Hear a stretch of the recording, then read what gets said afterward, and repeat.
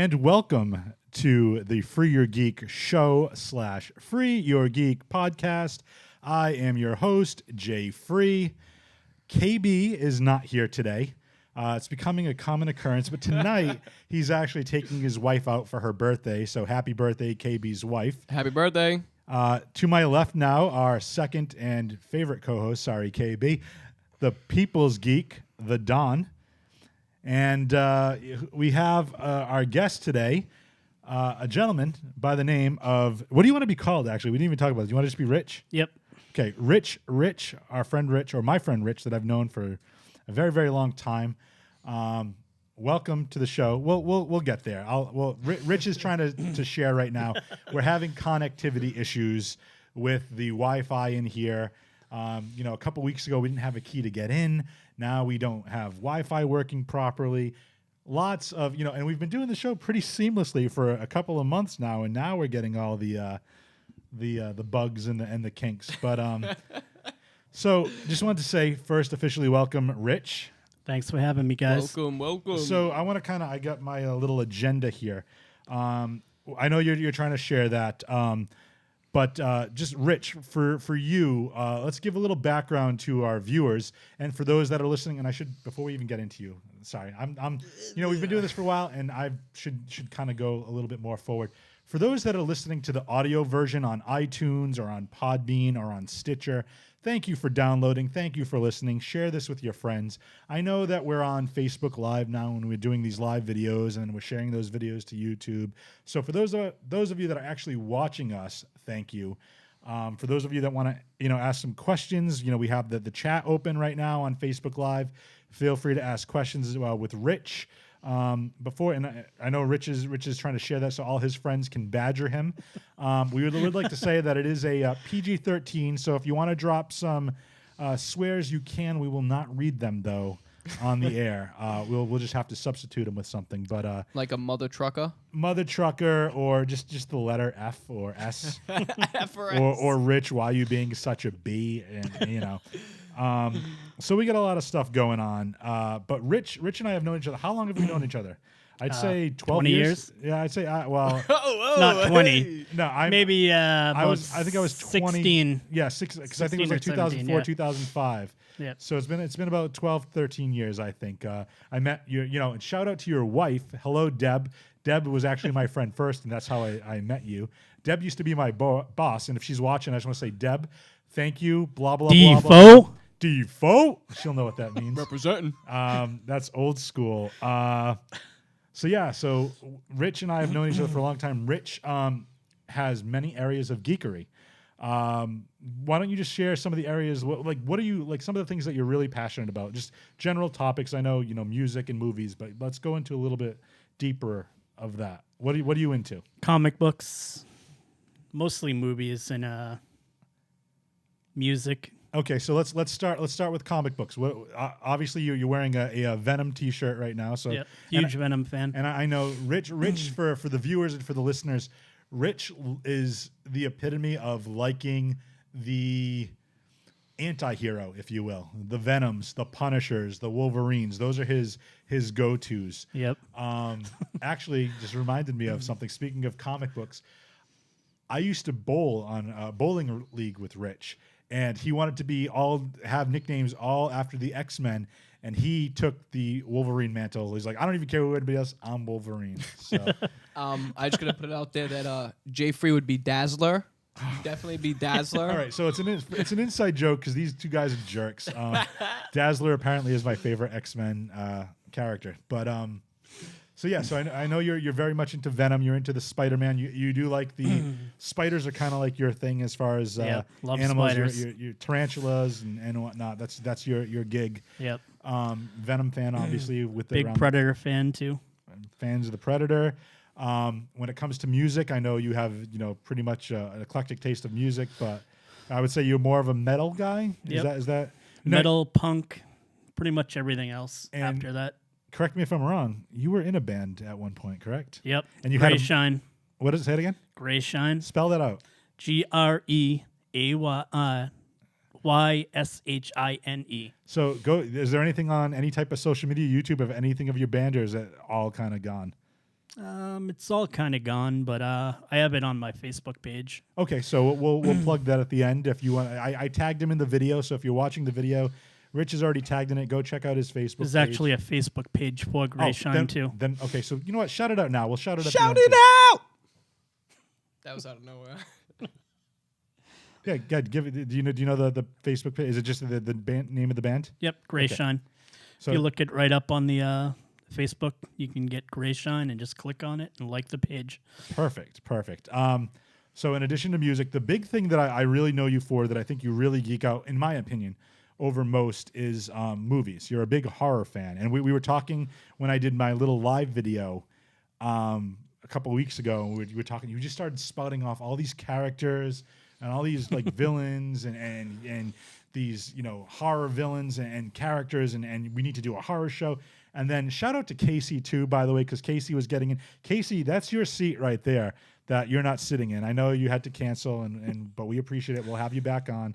We're going to bring you in for a horror show. But Rich, explain to me your love of horror. When did it start? What are some of we don't have to go necessarily your favorite films if we're going to do a show on that later, but kind of just give me a background on your horror origins, if you will.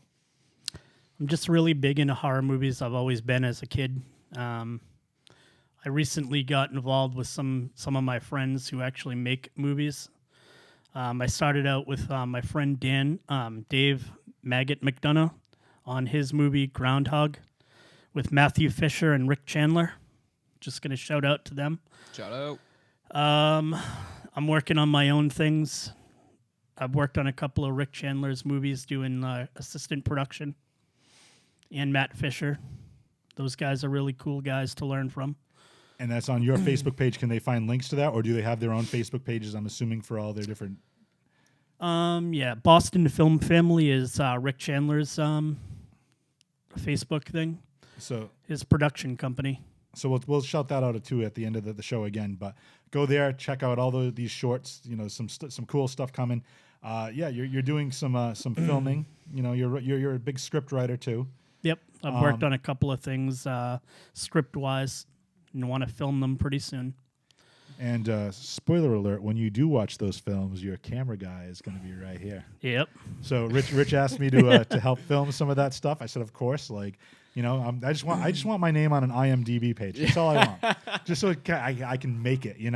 There's a film coming out called that we're going to be working on called Revenge, about a girl who's bullied by 3 girls that go to her school, end up accidentally killing her, and she comes back to life and kills them in pretty bad ways. That's really cool. That's I love that concept. It's kind of like if Mean Girls and like a zombie flick kind of like joined forces. In fact, I threw a little bit of Mean Girls in there. The 3 girls that are the mean girls that bully and stuff are actually named Regina, Regina, Gretchen, and I can't remember. Karen. Oh, Karen. Yep. See, okay. See, Rich knows My little- movies. That's awesome. My little tribute to that movie because it was such a good movie. Rich is a big movie buff. He'll be like posting stuff on Facebook, and I'll be like, "What the hell is this?" And it's just some random slasher flick that I'm like, I've never heard of before, but I'll see it on his page, and I'll have to check it out. Yeah, I'm a big sequel and remake guy too, so Which- not too many people are into that stuff. Which is kind of interesting because our final countdown topic at the end of the show is going to incorporate almost like a subgenre of a part of a horror movie is death. Death and killing is a big part of the horror genre. But the other facet of what we're going to talk about is Disney. So this is going to be kind of interesting. We're all 3 of us, and again, Casey was supposed to be here, going to talk about our love of Disney. So we'll get into that a little bit later. Before we get into that, though, and Don, do you have anything to add? I know this is the first time you've met Rich, so No, I love anybody who is big into horror movies. What does it for me is I love the feeling of being afraid, which might sound like weird to like a normal person, but like in my everyday life, it's just everything's so routine. I love watching stuff that like brings that fear that I had, like watching, like say Child's Play as a kid, or Yep. The Exorcist, Exorcist. Yeah. And the thing about Poltergeist, the original, like those See, movies are you're great. spot on.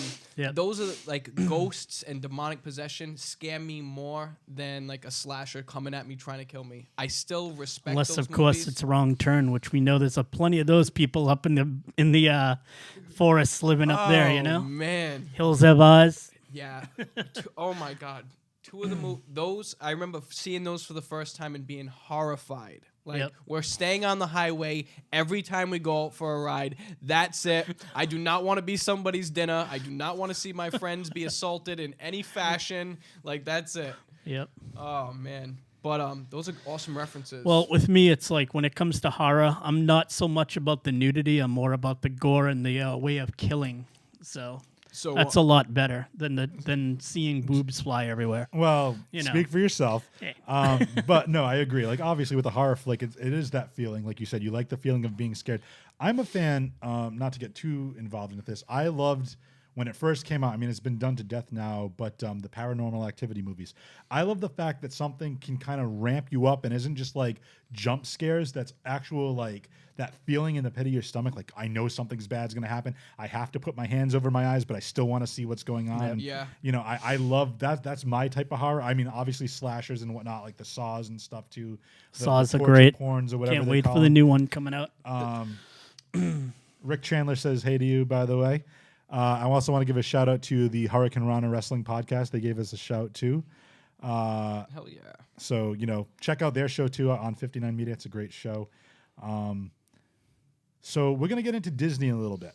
But before we do that, there's something else that's happening. And this is a little segment. It's a new segment. It's a one-time only segment. Don, are you ready for this? I'm ready. Okay, so ladies and gentlemen, we've been getting requests. For, Prison Break is coming back for, was it season 5? Season 5, yeah. Season 5 starting April 4th, I believe it is. Yes, it is. So it's not, it'll be out by the time next week's shows airs. I've only gotten through like the first 3 or 4 episodes. I tried to binge watch it, didn't happen. So this segment is called The Break of Dawn. Dum dum dum. So Don's going to just kind of give just a general synopsis of the first few seasons of Prison Break. Yeah. Just the general intro and the introduce the characters, who you need to worry about in preparation for season 4. All right. First off, Andrew and Amanda, you guys better be watching this because this is for you too. Yeah, You guys Andrew- wanted this so bad. Andrew's been hitting us up a lot, just saying like, "Oh, can you guys do Prison Break?" And Amanda's been saying that too, and I'm like, "We have to kind of get in That's on that." it. So let's just get in and do this. All right. So I was telling them before we jumped on that Prison Break, there is so much in it. Like when I was first asked to talk about it, I'm like, yeah, no problem. I can go on forever with this show. But realistically, there's so much in it that you forget small details here and there. So the show starts off with main character Michael Schofield. His brother is locked up, awaiting the death penalty. And Schofield really believes that his brother didn't do it, that he was set up for killing the vice president's brother. So Schofield goes into a bank, holds it up, doesn't really hurt anybody, unloads a few shots, gets arrested, ends up requesting to go to Fox River Penitentiary, and he goes in with the plan to spring his brother Lincoln out. Upon getting there, he meets one of our first, what I'm going to call side characters, Sucre, which is his cellmate. He asks about, he's trying to locate a guy named Lincoln Burrows. He's like, oh, Link the Sink. Like, oh, like, why do they call him that? Because he'll hit you with everything but the kitchen sink. I just had to throw that out there real quick. Small detail, but still, I thought it was cool. So he finds out that Lincoln's like locked up in this like separate part of the jail for like maximum security type stuff. So he can't really like interact with them except during church. Meets him in church, has a little rundown with them, like tells him like, listen, I believe you. I know you didn't do it. I'm gonna get you out of here. They end up talking again. He's like, my firm actually built this prison because I didn't throw that detail out there. Schofield's an architect or works for an architecture firm, so he ends up getting copies of the blueprints and got a full body, like not just sleeves. I mean like a full body tattoo of the blueprints of this prison, just in like made it look like it was like gargoyles and this, that, and the other thing. So So all season 1 is really a bunch of, I need to do this. Like, for instance, a main part of it is they need to escape from the infirmary. So he has to, like, have a reason to go to the infirmary. He pretends to be a diabetic. But the nurse, who is Laurie from The Walking Dead, Dr. Sarah, I called her a nurse. I'm sure she'd be so offended. But so Dr. Sarah, for tests him, she's like, yeah, you don't have insulin, you don't have diabetes, like your insulin levels, whatever. So he has to go to another guy, and here's our next side character. Guy's named C-Note. He's a guy in jail who gets everything. Tells him, I need this specifically. Blah blah blah. Bumps into bad guys along the way. Guy named Teabag, who is probably one of the biggest D-bags there is, with a name like Teabag. He is like the molester in jail, like the queen of the sisters. So Teabag, the D-bag? Teabag, the D-bag, Theodore Bagwell is where you get the name Teabag from. He's the guy who you're going to hate throughout the whole show. If you haven't watched the show and you do decide to watch it, you're going to hate this guy, because I hated him every step of the way, and there is no turning around for this guy. Then you meet probably one of my favorite characters, Abruzzi, who is like the Russian mob guy who's in jail. Now, when Schofield goes in, he doesn't just get the layout for the jail. He finds out who's in this jail, who he can use to his benefit. Like, for instance, Abruzzi, being the mob, having mob ties, Schofield's reason for wanting him is the escape plane to get out of there. So he has to recruit him in, and in order for him to do that, he has to have some guy who snitched on Abruzzi. Schofield located him before he went in and kept tabs on where he would be, so he could use that as to his advantage. These people keep finding out along the way that Schofield's trying to break out, and they end up becoming the Fox River 8, I believe. Fox River 8, yeah. Because they all end up escaping together. There's a lot more stuff that happens in season 1, but when I tell you there's too much to talk about, there's too much to talk about. Season 2 picks up. They're on the run now from the people who we find out that Lincoln was really framed by this group of secret people called the Company.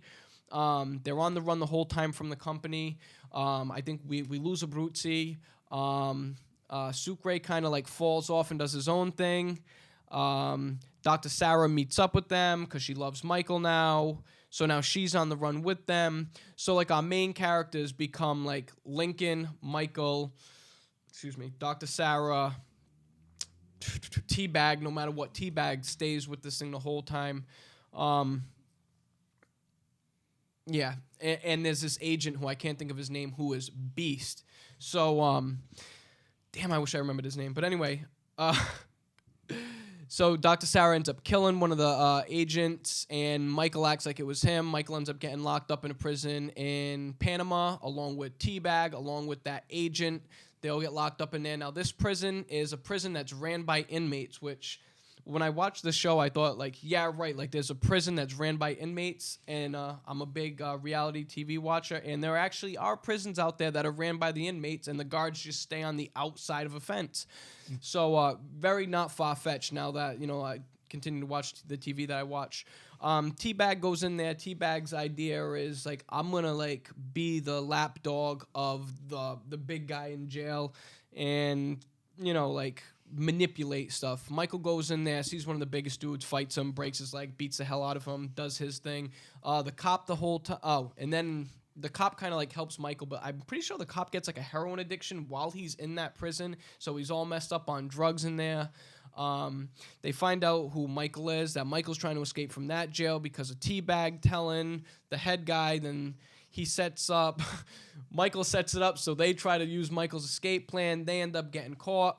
Michael tunnels out, boom, they get out of the prison. Last season, what ends up happening is the Department of Defense asks these guys, the team that broke out, who are now pardoned and everything, to go rob this thing called Silas, Syllas, from the Company, which has all the Company's secrets on it. And if they do this, then everything will be fine for them. They do it, and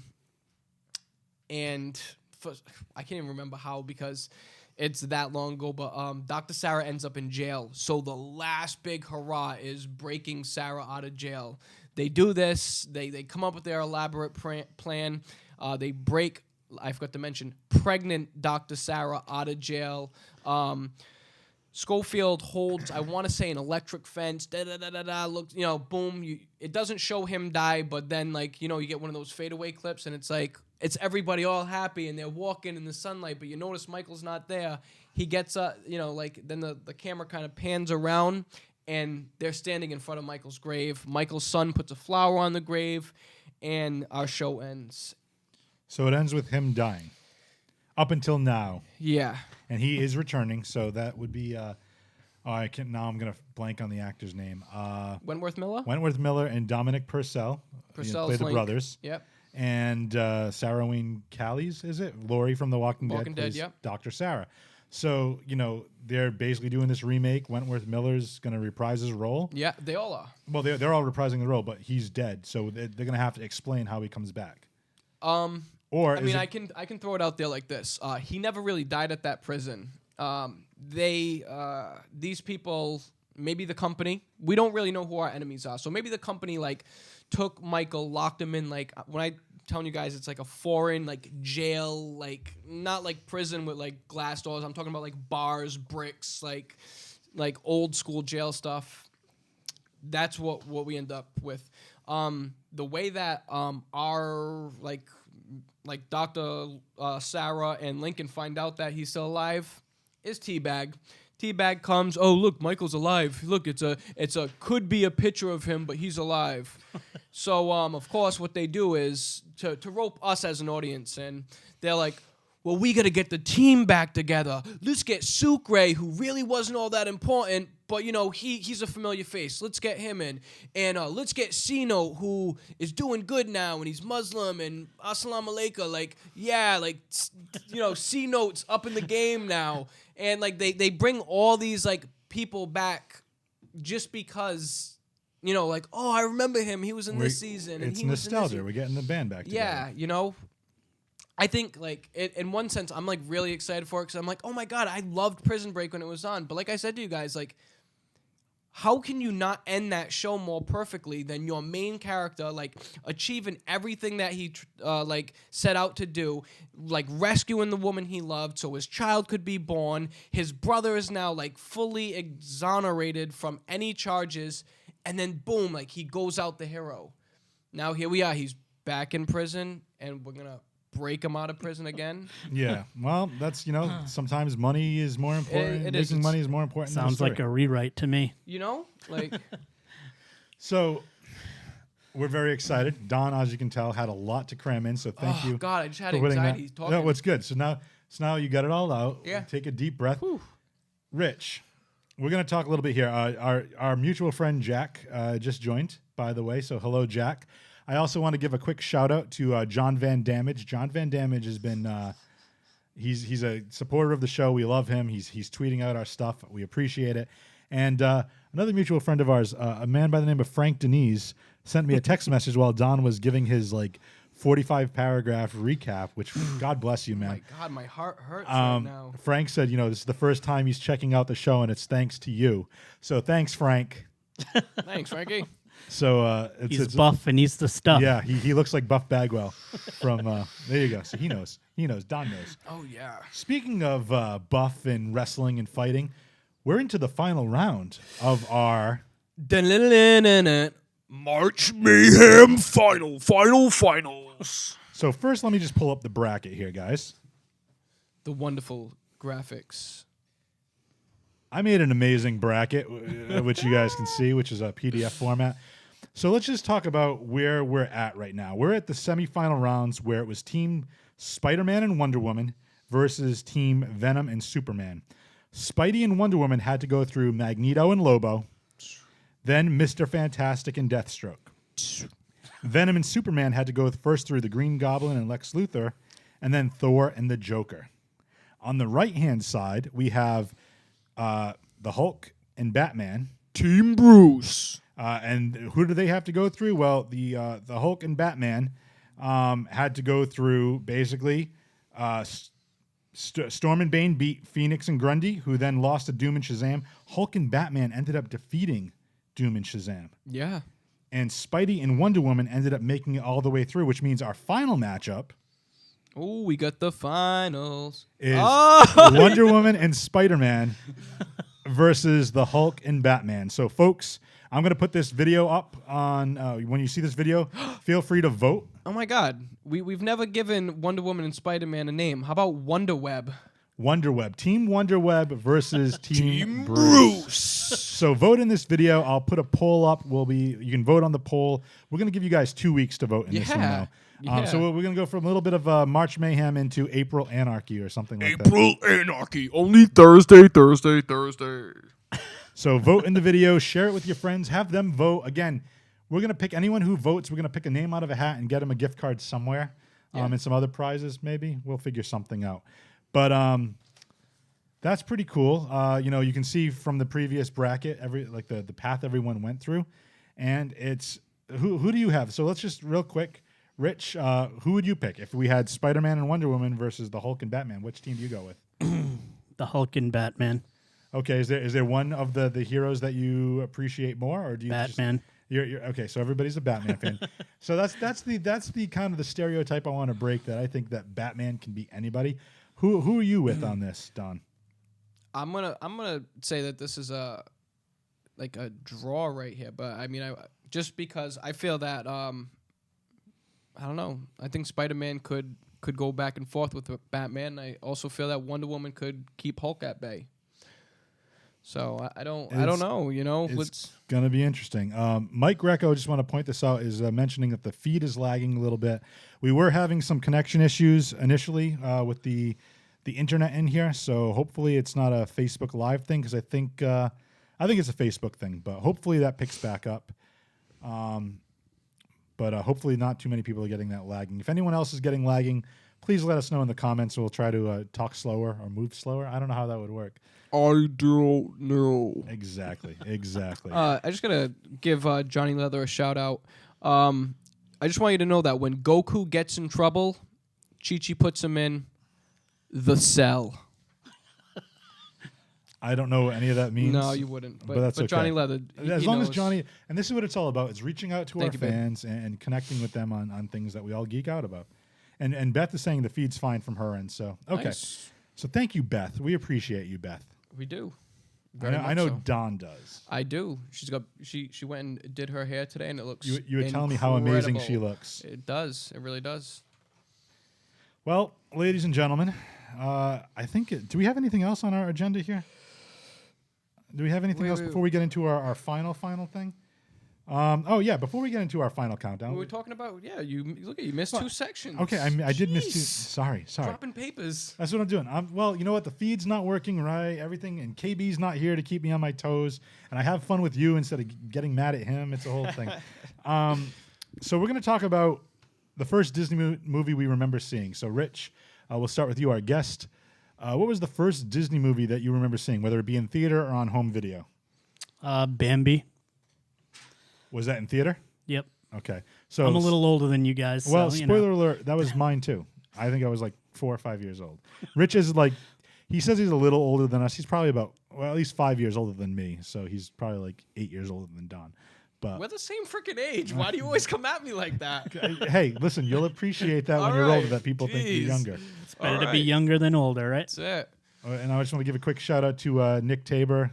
Hey, man, check out his podcast too. Nick, shout that out in the comments. And because I can't remember I know it's like Movie Time Machine. I was just on it and I can't remember the name of the title. That's how bad I am. But they just did I was on their podcast here. It's at They're here. on Sunday. They're on right? Sunday, Yeah. On 59 Media. We did Batman 66, which is the 1966 Adam West Batman movie. Pow! Zap, bang, yeah. It was a good time. There was a portal opened up, some supervillains stepped out. It was a whole thing. But you should listen to that podcast to get the full story. So Bambi was yours first to get kind of back on topic. Bambi also mine. Don, how about yourself? There are no strings to hold me down, to make me sit. Oh, my favorite. I don't even know if that's the words. I just, I like how you're just making it up. First Disney movie for me I saw was Pinocchio. Another classic. Yeah, and definitely not in the movies. I don't even know how. I think Pinocchio came out in the late 50s, early 60s. So, but the classics of these movies. So that's the cool thing I think about Disney is Disney has taken a lot of books and other titles and kind of redesigned what you actually think of them. Because, for example, The Little Mermaid is one that Disney adapted.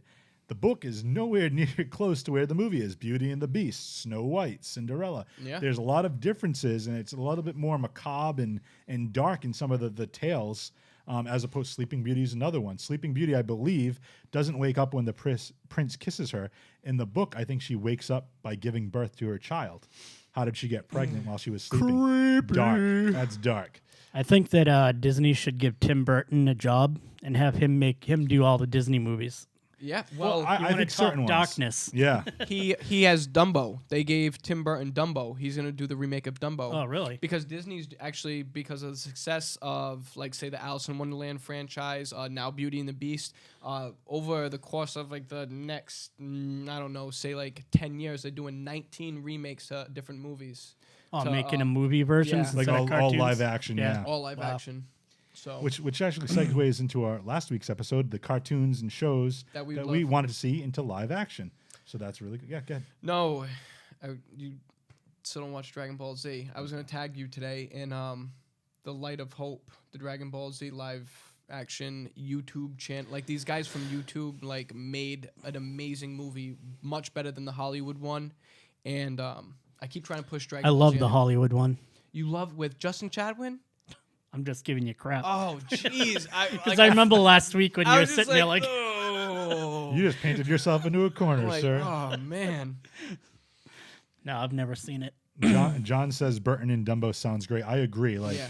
I could see like the total Tim Burton circus atmosphere with like the clowns and like the high wire trapeze and all like the different weird kind of. I've always said that Tim Burton should do Wizard of Oz.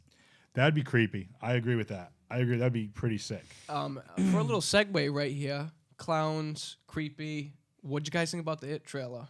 Amazing. It was great. It was great. It was Amazing. fantastic. Yeah. Me and Preview were talking about it. Jay Oh, Preview. man. Shout out to Jay Preview. Looks so good. Oh, I'm The stoked. Spider-Man Homecoming trailer came out Oh, too, yeah, which we need looks to talk about that. fantastic. Well, maybe we'll get into that a little bit next okay. week. I mean, I know it just came out. It is amazing, but I want to real quick before we get into. This is a reprint because the digital one that I saw had. Yeah. This is a reprint because I was trying to time it out. So a little bit pulling back the curtains. What I do is I create a layout for every show and I try to time it out to see how long, because we try to keep our show to about an hour. Yeah. So I kind of like always take things out, and you always see me looking down. I'm looking at the time that we're at right now, and I usually the countdown takes about 15 to 20 minutes. So I want to pepper that in there as well. But I do want to talk about real quick. We are talking Disney, and which will segue into our countdown. But we talked about the first Disney movies that we've seen. What are some of our favorite Disney movies? I kind of know a couple of Rich's, but just tell the viewers and listeners, what are some of your favorite Disney movies? Lion King. Lion King's a great one. I love Jungle Book's one of my favorites. Really good. I I thought the movie was amazing. I didn't. The live action. Yeah, I thought it haven't was seen very it. good. So you seen that. you Very thought it was a good. good rendition. I like Monsters Inc. and yeah, I don't know. Mike It's like, Wazowski. yep, Beauty and the Beast. I've always loved that movie, anyways. And me and Deb saw it the other night, the movie version. And So it was let's talk amazing. about KB talked about it last week. You liked the live action. I Beauty and the loved Beast. it. Yeah. From your perspective, how did Emma Watson do as Belle? Was she a believable Belle? Oh yeah, wicked bad. Yep. Okay. Just from the little clips I've seen it, I mean, it's Okay. pretty spot on. Okay. I'm thinking about seeing it, so I need to check that out. Don, how about yourself? Some of your favorite Disney movies, either whether growing up or currently. Or? My favorite Disney movies, love Toy Story. I too love Monsters Inc. I've probably watched it over 75 times, unfortunately. Like within I'm talking about like 4 times a day sometimes. Aladdin to this day is my number 2, I'll say, but number 1 favorite Disney movie, and it's not even gonna make sense to you guys probably, but Hercules. Hercules is it's like kind of like a dark horse candidate. It was so good. And then when the little little demon minions turn into the little kids, quick, somebody call IXII. Like they throw these little references in there. Like some adult humor, some. yeah, that movie was really good. Shout out to Johnny Leather. Also says Aladdin. I agree with Aladdin. Aladdin's in my top 3. Lion King is also in my top 3.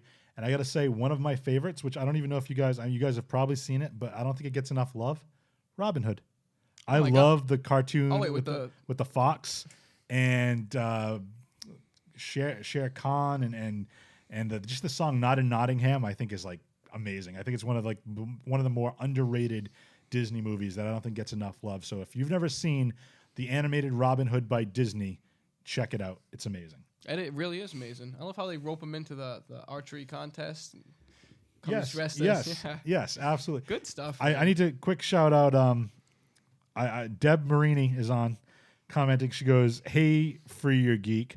I don't know if she's talking to me as Jay Free or if she's talking to the conglomerate known as the show as a whole. Okay, well, I thought she was talking to me. Deb and I have a special bond that goes way back. And Rich actually mentioned a comment because there was a picture posted on Facebook a while ago and said to stop groping his wife. And I was like, dude, you're making up fallacies that are not true. I was a total gentleman. So, Deb, I apologize that he's raking your name through the mud. Oh, man. Deb, I love you. I miss you. I'm glad you're checking out the show. Shout out again to Frank, who this is the first time he's checking out the show. Thanks for being a pal, Frank, and supporting me. All part of Defoe. All part of Defoe. So quick synopsis. I used to work for Olympia Sports, and I was a manager trainee. Since Deb's actually on now and she didn't catch the beginning, I'm going to just say, if you want me to catch up, Deb, Rich got here and blah, blah, blah, and now here we are. That's an inside joke that she gets because when she was my manager and I was covering for her, she'd come in to fill in. She goes, "What happened today?" I was like, "Oh, so-and-so came in from management and blah, blah, blah." And she's like, wait, blah, blah, blah. What does that mean? I'm like, I don't know. It's just general, yada, yada, yada. So, man. yeah, I miss Deb. Deb's the shiznit, as they say. The shizzle. Yeah. So we're going to go into our final segment, though, our favorite segment. Rich, do you know what the segment is called? It's the final countdown. Okay, I do have a theme, and yes, it is our favorite segment. It's called The Final Countdown. It's the final countdown.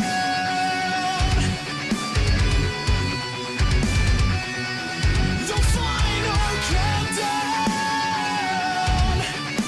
Yeah. Whoa. The Final Countdown. I think Deb just said OMG to your singing. When you had a band, were you the singer? No. Okay, thankfully. But she's also not a 80s metal fan like I am, so, That's you know. true. That's true. So the topic of the Final Countdown today, it's kind of weird. We're taking Disney movies and we're taking some darkness, and we're talking about our favorite Disney deaths. And maybe not our favorite, but maybe the ones that affected us the most. And we were talking before we went on air, and we think that we might have a whole slew of different ones. But now that I've heard you guys rank your favorite Disney movies, I think we're going to have a lot of the same. So it's going to be interesting. So we're going to start. Usually we start with a guest, but because I want Don to kind of like lead the Pave the charge way. here. Pave the way. That's a good way too. Let's talk about starting with number 3. Don, what is your third favorite or most emotional or most impactful Disney death? Well, so I'm going to give Deb a shout out on this one. So my number 3 favorite Disney death goes to Ursula the Sea Witch. She becomes monstrous, octopus woman, grows. She's got the trident in her hand. She's ready to wreak havoc. And here comes good old Prince Eric in his boat, and he's just pushing through the tides, and boom, right in her chest with the front of the boat. I can't think if it's the stern or it's the stern. It's the stern. Puts the stern right in her chest and kills that wicked sea witch and pays her back for stealing Ariel's voice and trying to steal her man. And I don't think so. Like you took the trident from her father and you had all the power, but you got too greedy and you got destroyed. I stood away from the K word. You got destroyed. Yes. You were terminated. Terminated. Very bad for you, Ursula. Yeah. Well, that is true. That's true. So that would be your number 3. That is my number 3. So moving on to Rich's number 3. Rich, what is your third favorite Disney death? Uh-oh. Don, what are you reacting to? You'll see. Well, my third one is actually the death of the beast. because I actually like him better than I like the person he turned into. Wow, that's interesting. So the beast turns into the prince. So the actual death of the beast and the ending of the spell, you actually hope the spell never ended. That's right. Wow. I do. Wow, is that? I know it's kind of lame, but I mean, but so my so- number one is my number one. Well, I yeah, can't don't give use that it, away but- yet. It's just, but number 3 is the beast. So it's just is you like what the way he looks, his demeanor. Yep, I like everything about him. I mean, he's always like like ferocious and stuff like that, and So kind of. let's put a pin on this real quick. Would you want Belle to fall in love with the beast and have a marry the beast instead of having him turn into the prince? My wife did. See, I I'm consider glad- myself the beast, and she's Belle. So Well, I agree. I agree to that. I think of the two of you, she's definitely, no offense. I find her the more attractive of the two. Don't get me wrong. But if somebody was going to be the beast, but you know what? You haven't. Well, you probably have. But when Deb gets mad, she can be very ferocious. I have I'm not stories. too worried about her. Well, you're not. I am. I'm But scared of I Deb. mean, I don't know. Like, I just think the beast could protect her more than what he became. True. You know. So if she was ever to go outside, the wolves that are trying to get her, I don't see that prince being able to stop them. Okay, but what would the children look like? You'd have little beastlings running around. I mean, Little Captain Cavemen running around. Yeah. Captain. oh man. All right. Well, that's your number 3. Yeah. Okay. I'm gonna go into mine. So, Rich, just so you see, this is how I prepare for stuff. Yeah. KB too. My number 3 is a character that appeared in two of the 3 Disney movies. There's a trilogy of movies. This character appeared in 2 of them, the first and the third. He did not appear in the second. The first movie was 1992, and the third movie was 1996. Any guesses so far? Jafar. No. That was just a quick. Lion King. Nope. So, this first gentleman who passed away is a man by the name of Hans. He first made his appearance as a father figure to Gordon Bombay in the movie The Mighty Ducks in 1992. Oh. The groan. The groan. I love the groan. Well, listen, he's been a mentor to Gordon Bombay since he Yeah. was a boy, and he ended up telling Gordon when he was trying to turn the it's kind of like the Bad News Bears type of thing, but with hockey. And he goes, "It's not about winning, Gordon. It never was. You have to show them how to play, show them how to have fun, teach them to fly." And that was a lesson that Gordon took from Hans and imparted onto the team and created a great team. Now in D2, they went to the Junior Goodwill Games. Move along to the third movie in 1996. The team becomes a junior varsity team at a prep school. Gordon Bombay is no longer their coach. Charlie, who is the star of the first 2, arguably, is having problems with the new coach. And he goes and he talks to Hans. And Hans tells him he won't let you just skate by. He demands more. He wants it because he knows it's there inside of you, like Gordon did. He needs you to lead. And then Charlie says, "But he took away my C. I'm no longer the captain." And he goes, "He took away the C, Charlie, not what was under it. Be with your friends, Charlie. You are the heart of the team. Don't let it slip away." And Charlie kind of dismisses it and walks out, and Hans passes away that night. Charlie finds out, and he's heartbroken. And to me, it's kind of like a full circle thing, and that's very impactful and emotional to me, where it's like, okay, here's a father figure that's imparting this wisdom, and you'll see this kind of runs throughout my entire countdown. And it's just, it's somebody wiser than you and trying to like help you out and get you through this time and make you understand what they've already been through and what they've experienced, and you don't listen. And then by the time you are ready to listen, it's too late. Woo. And He always does this. that's very impactful to me. So that's my number 3. Don, moving on to number 2. Number 2. What did I want to go with this one? All right, so because you used Beast for number 3, I'm not gonna use my original number 2, Oh, which you're was switching it up. which was the death of Gaston. After he shanked the beast in the back and took the leap of death, if you will. This was my backup anyway because it was probably one of the most awesome deaths that you could see in a Disney movie, like a cartoon and everything. This death took place in the movie Tarzan. I can't think of the guy who was hunting Tarzan all the time, but he sends his men away, and he's like, he had just shot the gorilla, and he gets tangled up in all of these vines trying to get to Tarzan, and he's just like hacking away at the vines, and like there are more tying on him, and he doesn't realize though that he's got a vine wrapped around his neck, and as he chops the last one, Tarzan's like, no, and you just see the vine tighten up. And you see, like, because it's, like, lightning out, so you're getting the flashes of it. So you see his, like, legs, like, dangling Lifelessly? lifelessly on a tree. Like, you know what I mean? You see the shadow of him in a tree. And, I mean, that's, for a Disney movie, man, That is pretty dark. That's pretty gruesome. It's pretty crazy.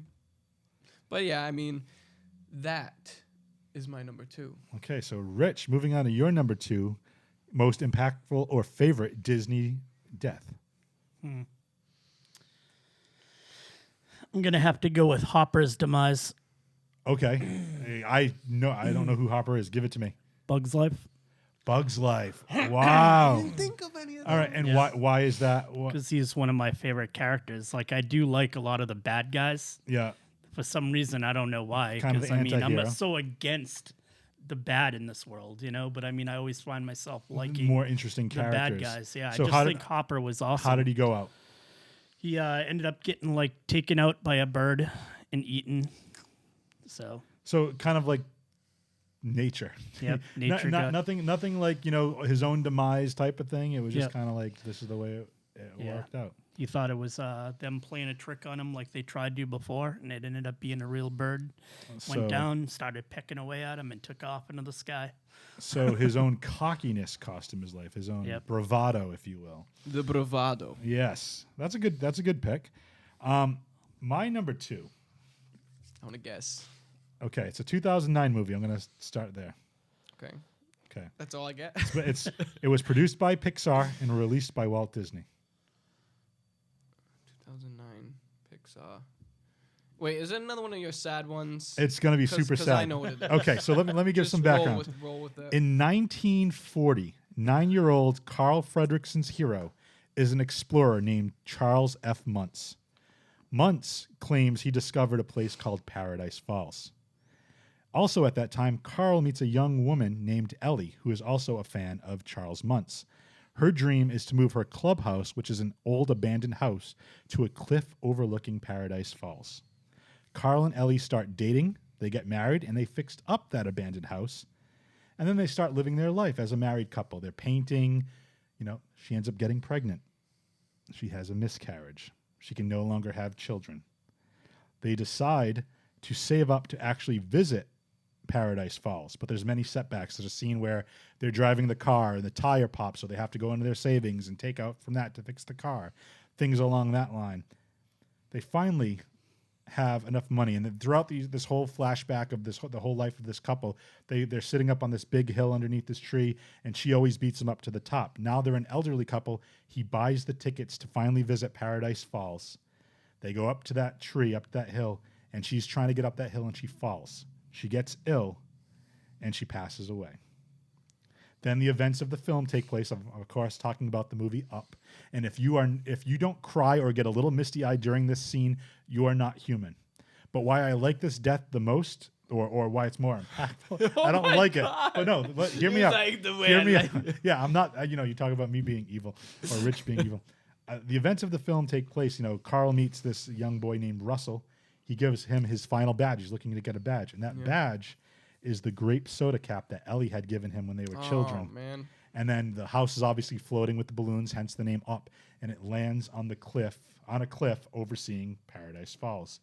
So it took a while, but Ellie's dream that she wanted for so long and she unfortunately couldn't see come to fruition because she passed, Carl achieved that dream for her. And I think that's just, now I don't mean to bring everybody down, but that's just That was wicked such sad. an emotional death. Like, I have never cried so hard at a cartoon before or an animated flick. So, yeah, that first 5 minutes, as Deb mentions, 5 minute scene that breaks her heart. Yeah, I absolutely agree. It's horrible, but it's powerful. When a movie can make you feel those emotions, they're doing something right. So that's my number 2. Moving on to number 1, Don. Number 1. So I was gonna try to be clever and like because you come up with the facts of guessing and this and that. So my death. I look at this character who ends up dying in this movie, and he's just always living in the shadow of his older brother. He never gets what he feels he deserves. I have a feeling this is going to be Rich's number 1. You too. know? No? Yeah. So, when he sees the opportunity to eliminate his brother, he takes it. And his brother passing away is not my number 1.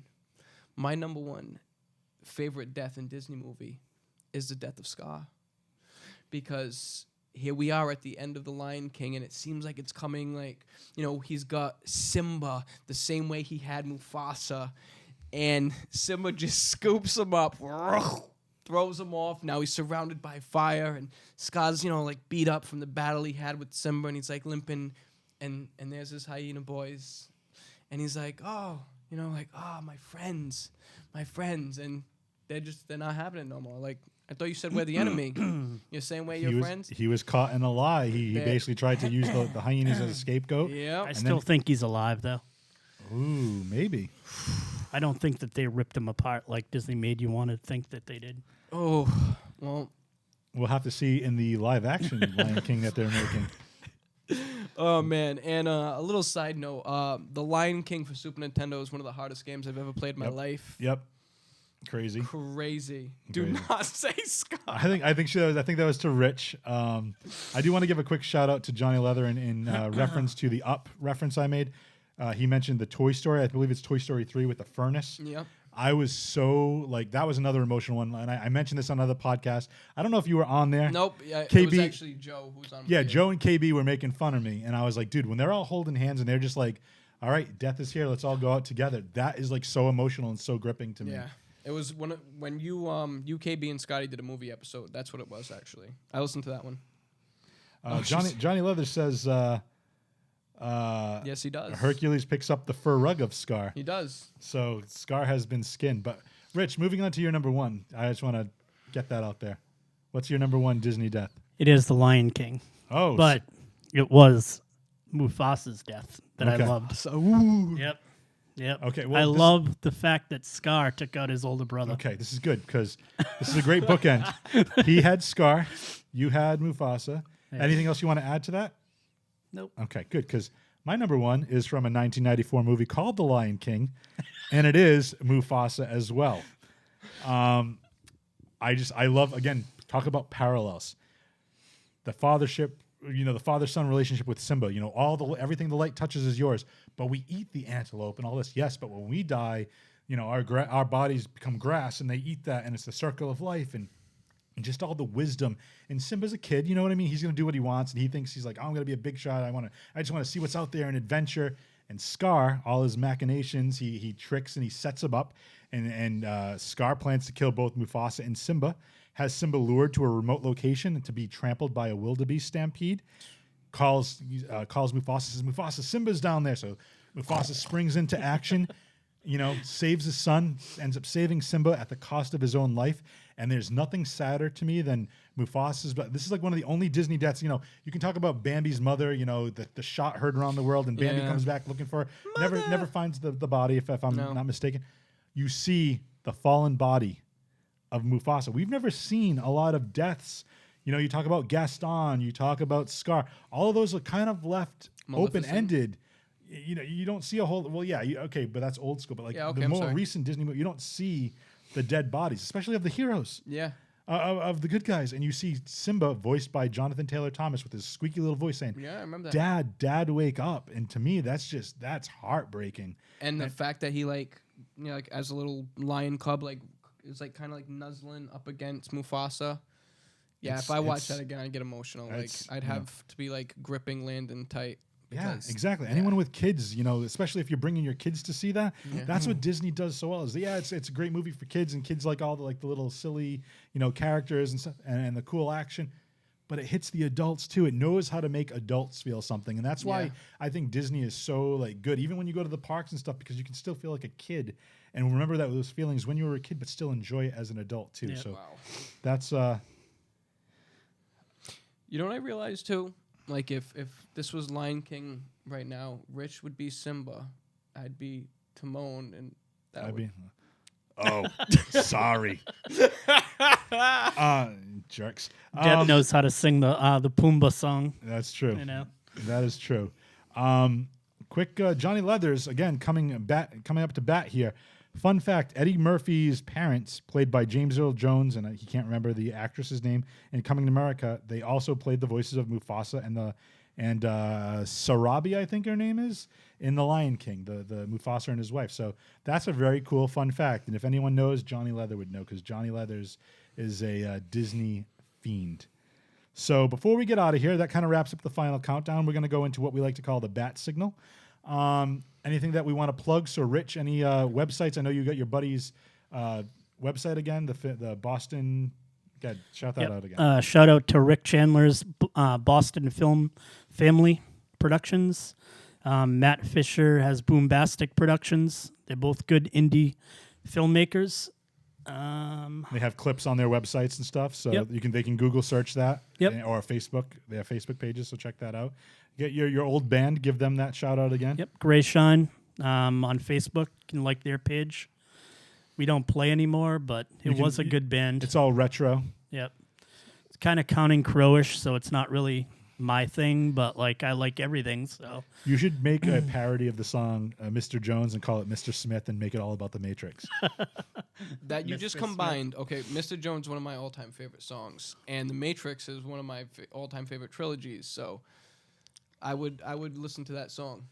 my favorite Counting Crows song is Long December. Yeah, I love Another that great song. I have both of those songs. I like hanging around. I like that too. Around this down on the corner. That's you. Yeah, that is me. Okay. Anything else you need to plug? Your own Facebook page? Yep. Rich Marini. So it's RichMarini. He's good at smelling this one. Well, I made it past second grade. You can like the Revenge page. That's the movie that I'll be working on soon that I wrote and I'm going to direct. And Jeff is going to film. I'm gonna be behind the camera. So when you say, "Oh my God, that was a good shot," Jay Free took care of that for you. Anything else? Actually, Rick Chandler has a new movie that he's going to be working on in June called Parts Unknown. It's like a wrestling horror movie. Very Should be cool. really cool. Wrestling horror? Yep. So I'm it's in. all Oh. wrestling, Man. but a bunch of people that are wrestlers, like the Von Erich type family, and they get together, and some things happen where they end up killing people because they're not liked anymore. Rob Zombie-ish? Yep. So I'll say this: when these films are getting closer, shoot me the links. I'll put them all up on our Facebook page so you guys can check it out. Cool. You have anything you want to plug, sir? I would like to plug the Free Your Geek podcast, Oh, where what? they do covers of the week, What? where Jay Free does DC covers of the week, and KB does Marvel's covers of the week. Check out their Instagram, their Twitter. He's Jay Free, the Geek. So here's Damn, what I I'm was going to do. No, close. that was good. That was good. I was on. I'm going to actually make a little bet because I don't know if KB is going to watch this, but KB always, when I always prompt him and I said, anything you want to shout, he always says covers of the week. Nobody knows what covers of the week are. So what I'm going to say is, KB, if you're watching this next week when we do this again, and I say anything to plug, I want you to say, check out our Facebook page because we do covers of the week. So if you check out Free Your Geek, if you're listening to the audio and you're not watching us on our Facebook page, Free Your Geek podcast on Facebook. Every Wednesday, KB does Marvel covers. I do my favorite DC comic covers of the week every Wednesday when the new comics drop. We have our social media platforms. We have Free Your Geek on Instagram, Free Your Geek on Twitter. We have a YouTube page, Free Your Geek. Right now we're just posting old episodes. I want to actually start doing more like documentary style things. I just need to find some time to do that and just do maybe adding character and just talking about a particular comic book, like a 5-minute span on a comic character or something along those lines, and just posting that to beef up our YouTube page. We do have a Twitch that we haven't done anything with yet, but that's on KB. That's on KB. Yeah, okay? KB and I need to to get together because we have all the equipment needed for it. It's more of an issue of time. We'll find a So- time, but we'll be doing some gaming there. Yeah. So we got to work that out. Our friends down at Game King. Speaking of Game King, games, yes. Game King. I gave them a shout out earlier on the page. Find their link. Awesome. If you're into collectibles, comic books, any type of gaming, RPGs, tabletop games, they have everything there. They're located on South Main Street in Fall River. Yeah. Check them out. Basically right across the street from Tap House. Yeah. So check them out. Adjacent to Dunkin' Donuts. Adjacent to Dunkin' Donuts. So check them out. They're a great group of guys. We're going to still be planning to do a live show there in the upcoming months. Maybe give you a tour of the store to like check them out. Yeah. Anything else? Anything else you can think of? I just want to give a shout out to my beautiful wife and daughter, Vanessa. I also want to give a shout out to your beautiful wife and daughter, Vanessa. Again, Deb, you're awesome. Thanks for letting Rich do this. I know you're not. I was like, I was just busting his chops. No, I'm not whipped. Don't worry about No, it. he's a good dude. She's awesome. I love Deb. Frank, again, thank you for checking us out. John Van Damage, Johnny Leathers, everyone else. Beth, I know you're on here. We love you too. Jay Preview. I don't know if you're watching. We was want to have you Preview? back Did he on. pop in here? I don't know. He might I didn't have. notice. He had to work a double because somebody called out. Oh, lame. Well, next time we're gonna get Jay Preview on here because I want to talk Power Rangers with him Yes. too. So until next time, I guess, guys. Do you want to do the catchphrase since KB's not here? Yes. Go for it. Oh, well, you usually say, hit him with the catchphrase. but Okay, sorry. Okay, and with the catchphrase. Start the weekend with your geek friend. And Get your geek on. bye, everybody.